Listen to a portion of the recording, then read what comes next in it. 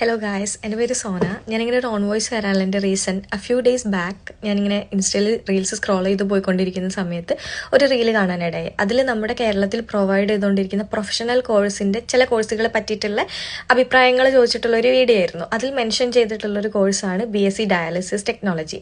So BSc dialysis technology അഥവാ BVoc dialysis technology കോഴ്സിന് വളരെ നെഗറ്റീവായിട്ടുള്ള അഭിപ്രായങ്ങളാണ് എനിക്ക് കാണാൻ പറ്റിയത് കമൻസിൽ. അപ്പോൾ പലരും ഈ കോഴ്സ് എടുത്ത് കഴിഞ്ഞാൽ നമുക്കൊരു ഭാവി ഇല്ല, അല്ലെങ്കിൽ അതിനൊരു ഓപ്പർച്യൂണിറ്റി ഇല്ല എന്നുള്ള രീതിക്ക് വിശ്വസിച്ച് നിൽക്കുന്ന ഒരുപാട് ആളുകളുണ്ട്. അപ്പോൾ അങ്ങനെയുള്ള ആളുകൾക്ക് വേണ്ടിയിട്ടാണ് ഞാനിപ്പോൾ ഇതൊന്ന് ക്ലാരിഫൈ ചെയ്യാമെന്ന് വിചാരിച്ചത്. എൻ്റെ എക്സ്പീരിയൻസ് വെച്ചിട്ട് ഞാൻ 2019 എൻ്റെ bachelor of vocational dialysis technology course complete ചെയ്യുന്നത്. സോ അത് കംപ്ലീറ്റ് ചെയ്ത് കഴിഞ്ഞ് നെക്സ്റ്റ് മന്ത് തന്നെ എനിക്ക് മലപ്പുറത്തൊരു കോളേജിൽ അസിസ്റ്റന്റ് ലെക്ചറായിട്ട് ജോബ് കിട്ടി. അവിടെ നിന്ന് 2 years ഞാൻ വർക്ക് ചെയ്ത് നെക്സ്റ്റ് എനിക്ക് കിട്ടിയ ജോബ് എന്ന് പറയുന്നത് ഡയാലിസിസ് ടെക്നീഷ്യൻ ആയിട്ട് തന്നെ ഞാൻ പഠിച്ചിറങ്ങിയ ഹോസ്പിറ്റൽ തന്നെയാണ് എനിക്ക് ജോലി കിട്ടിയത്, ഇക്ര ഇന്റർനാഷണൽ ഹോസ്പിറ്റൽ.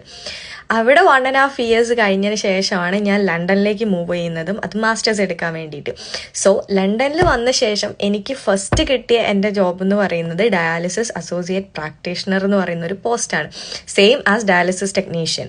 സോ ഈ ഒരു കോഴ്സിന് യാതൊരുവിധ സ്കോപ്പും ഇല്ലെങ്കിൽ കേരളത്തിൽ നിന്ന് വന്ന് എനിക്ക് ഇവിടെ ഒരു ഹോസ്പിറ്റലിൻ്റെ അണ്ടറിൽ ഒരു സാറ്റലൈറ്റ് യൂണിറ്റിൽ വർക്ക് ചെയ്യാൻ ഒരിക്കലും സാധിക്കില്ല. പിന്നെ വന്നിട്ട് എല്ലാവർക്കും ഉള്ളൊരു കൺസേൺ എന്ന് പറയുന്നത് സർട്ടിഫിക്കറ്റ് രജിസ്ട്രേഷനെ കുറിച്ചിട്ടാണ്. സർട്ടിഫിക്കറ്റ് രജിസ്ട്രേഷൻ കിട്ടില്ല, അതുകൊണ്ട് നമുക്ക് വർക്ക് ചെയ്യാൻ പറ്റത്തില്ല എന്നുള്ള കുറച്ച് അങ്ങനത്തെ കോമൻസ് ഞാനതിൽ കണ്ടു. ബട്ട് നമുക്ക് പാരാമെഡിക്കൽ കൗൺസിൽ രജിസ്ട്രേഷൻ്റെ കുറച്ച് റെസ്ട്രിക്ഷൻസ് ഉണ്ടെങ്കിൽ കൂടെ IITT പോലുള്ള രജിസ്ട്രേഷൻസ് കിട്ടുന്നുണ്ട്. സോ അത് വെച്ചിട്ട് പുറത്തുള്ള GCC കൺട്രീസിലൊക്കെ അപ്ലൈ ചെയ്തിട്ടും അതുപോലെ ഹാദ് എക്സാം എഴുതിയിട്ട് പോയിട്ടുള്ള ഒരുപാട് ആളുകൾ എനിക്കറിയാം. എൻ്റെ 2 ജൂനിയേഴ്സ് ഇപ്പം സൗദിയിൽ വർക്ക് ചെയ്യുന്നുണ്ട്. അവർ ഹാദ് എക്സാം എഴുതിയിട്ട് ക്ലിയർ ചെയ്തിട്ട് പോയ കുട്ടികളാണ്. സോ നമ്മുടെ കോഴ്സിന് യാതൊരു വാല്യൂം ഇല്ലെങ്കിൽ ഒരിക്കലും ഇത്തരം കൺട്രികളിലേക്ക് നമുക്ക് ഒരിക്കലും എൻ്റർ ചെയ്യാൻ പോലും പറ്റത്തില്ല. പക്ഷെ പല ആളുകളും ഡയാലിസിസ് ഫീൽഡിൽ വർക്ക് ചെയ്യുന്നുണ്ട് പല കൺട്രീസിലായിട്ട്.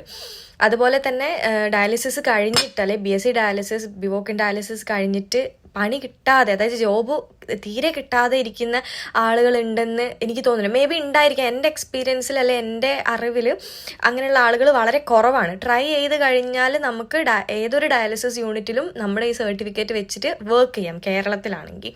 പിന്നെ പുറത്തേക്കുള്ള കൺസേൺ ആണ് ഞാൻ പറയുന്നത്, നമ്മുടെ ഈ രജിസ്ട്രേഷൻ്റെ ചെറിയൊരു ബുദ്ധിമുട്ടുണ്ടെങ്കിൽ പോലും അത് ഇമ്പോസിബിൾ അല്ല. കാര്യം അത് പോസിബിൾ ആക്കിയിട്ടുള്ള ഒരുപാട് ആളുകൾ എനിക്കറിയാം. അതുകൊണ്ടാണ് ഞാൻ പറയുന്നത് അത് ഇമ്പോസിബിൾ അല്ല, ബട്ട് നമ്മൾ അതിന് ഒരു സമയം മാറ്റി വെച്ച് അത് ട്രൈ ചെയ്യണം.